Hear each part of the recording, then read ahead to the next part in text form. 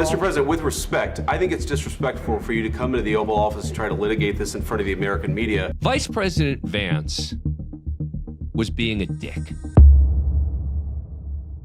President Trump has intensified the attacks on Zelensky on Truth Social. In a report from AP on Monday, Zelensky predicted that the end of the war was, quote, still very, very far away. In response to that, President Trump took to Truth Social to say this is the worst statement that could have been made by Zelensky, and America will not put up with it for much longer. It's what I was saying. This guy doesn't want there to be peace as long as he has America's backing. And Europe, in the meeting they had with Zelensky, stated flatly that they cannot do the job without the U.S., Probably not a great statement to have been made in terms of a show of strength against Russia. What are they thinking? Let me start this by playing the key moment, right? This is when, in my view, Vice President Vance instigates the moment. And let's listen. I'm talking about the kind of diplomacy that's going to end the destruction of your country. Yes, but if you Mr. President, with respect, I think it's disrespectful for you to come into the Oval Office and try to litigate this in front of the American media. Right now, you guys are going around and forcing conscripts to the front lines because you have manpower problems. You should be thanking the president for trying to bring an end to this conflict. Have you ever been to Ukraine that you say what problems we have? I have been to. Count one. I've actually watched and seen the stories, and I know what happens is you bring them on a propaganda tour, Mr. President. Do you disagree that you've had problems bringing people into your military? And do you think that it's respectful to come to the Oval Office of the United States of America and attack the administration that is trying to prevent the destruction of your country? A lot of questions. Let's start from the beginning. Sure. First of all, during the war, everybody has problems, even you, but you have nice ocean and don't feel now, but you will feel it in the future. God bless. You don't know that. God bless. God bless. Vice President Vance was being a dick. Sorry.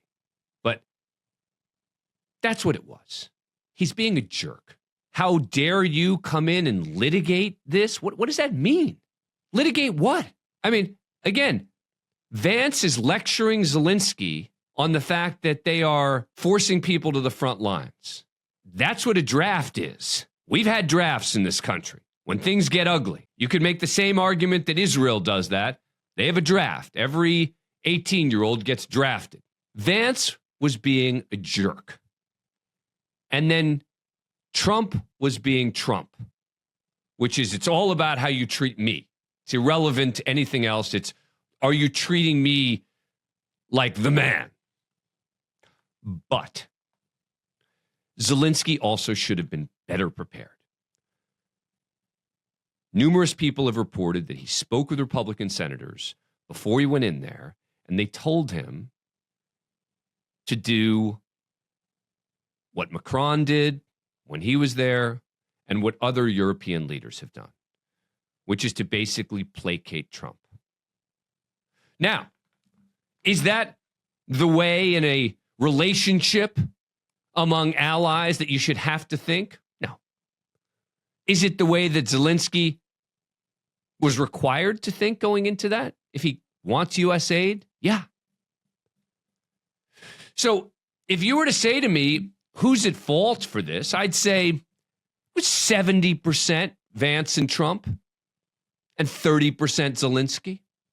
It wasn't all Trump and Vance's fault. It wasn't all Zelensky's fault, as the partisan media want you to believe, right? If you watch left-wing media, nothing Zelensky should have done differently. Of course there is. It's part of knowing how to be an international diplomat. Man's in war. How can, sorry, yes, he's in war. But if he's going to come to the White House, he's got to be there in that role as a diplomat for his country. And in that role, he did not do well. He deserves criticism in his role as a diplomat. But that also doesn't mean that Vance in particular and Trump didn't unnecessarily instigate this, which is why I put more blame on them, right? Which is why I'm saying 70% on Trump and Vance, because Biden yelled at Zelensky apparently in 2022, but he did it behind closed doors. That's the way allies fight. They fight behind closed doors. They don't have him to the White House to humiliate him. And Zelensky, I don't think, had done enough prep or, wasn't able or willing to suck it up. Thank you, sir. May I have another? Scene from Animal House. I get it. Not ideal. But when your role in coming to the United States is to secure aid and sign a deal, you know who you're dealing with. It's like, imagine a business leader going to China to try to secure a deal with leaders there. You go there knowing who you're dealing with. If you go and meet with a European leader, you know who you're dealing with in that particular case. You look at their background, you look at their personality, you find out the things to say or not say. I get that allocating blame of 70 and 30 isn't going to be satisfying to most, right? Because most people want to entirely blame Trump and Vance or entirely blame Zelensky. I just don't see it that way. I know it doesn't get me the partisan points, right? But I have to say that to hear people trying to defend Trump, right? So now I've laid it out. I've said I think it was 70% Trump and Vance's fault, right? Now, Marco Rubio, for example, has been very critical of Putin in the past. But now, well, maybe not so much. Why is it okay to call President Zelensky a dictator, but not, as you say, call Vladimir Putin names? Listen, we've spent 3 years calling Vladimir Putin names. That's not the point. The point that we're at now is we're trying to get the man to a table, the Russians. And I've said from the very beginning, maybe they don't want a deal either. We don't know. But we haven't talked to them in 3 years. But maybe they do. The point is, do we want to make... I would ask everybody this. If there are no negotiations, what is the alternative? Another 4 years of war, another 3 years of war, in which the United States and Europe continues to pour billions of dollars into a war in Ukraine? Is that the alternative? Who's talking about no negotiations? Who is?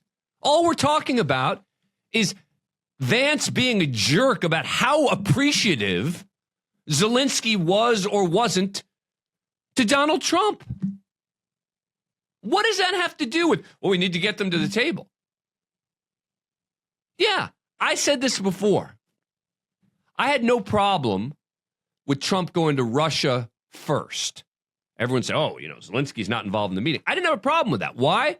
For exactly the reasons that Rubio just laid out. You need to get him to the table. Okay, fair enough. But what? The way to get them to the table is to humiliate Zelensky? Come on. And Rubio knows that's not the case. I really am puzzled why anyone thinks that trying to be a peacemaker is a bad thing. It's only a bad thing when it's Donald Trump trying to do it. When it's President Trump, it's absurd to me.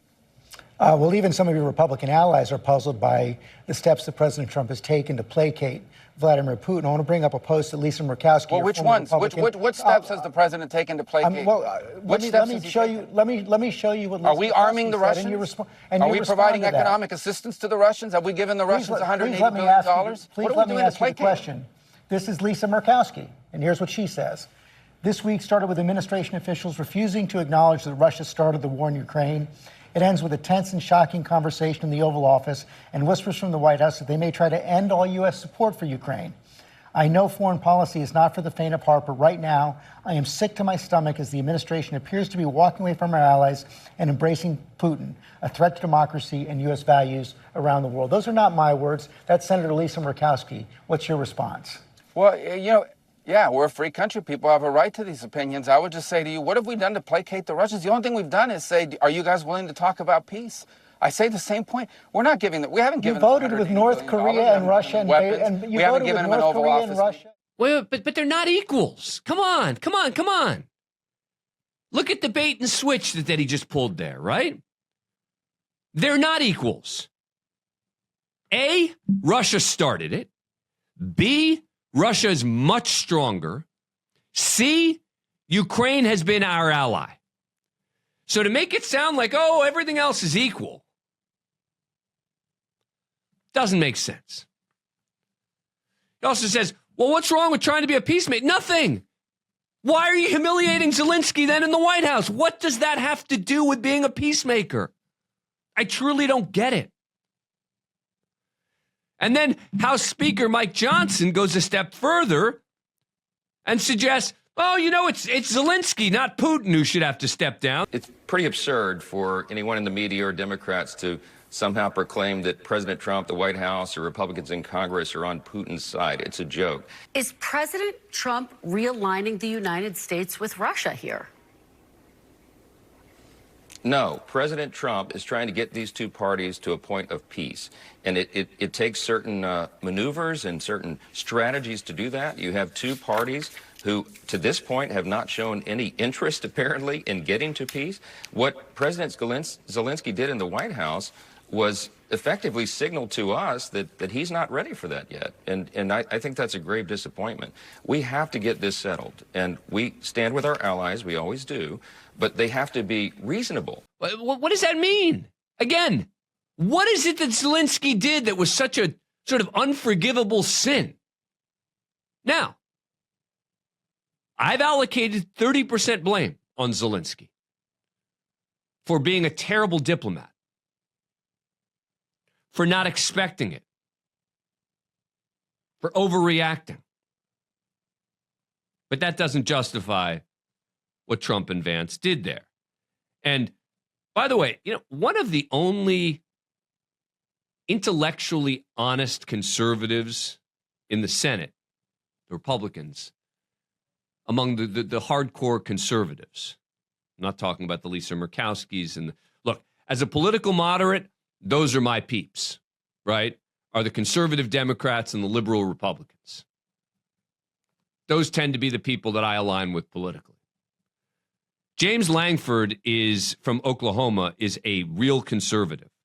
When it came to the border bill, he stood up for what he knew was right, and he got lambasted for it. And it looks like he's doing the same thing on Ukraine. Based on what you witnessed in the Oval Office, Senator, are you concerned that the United States is turning its back on Ukraine?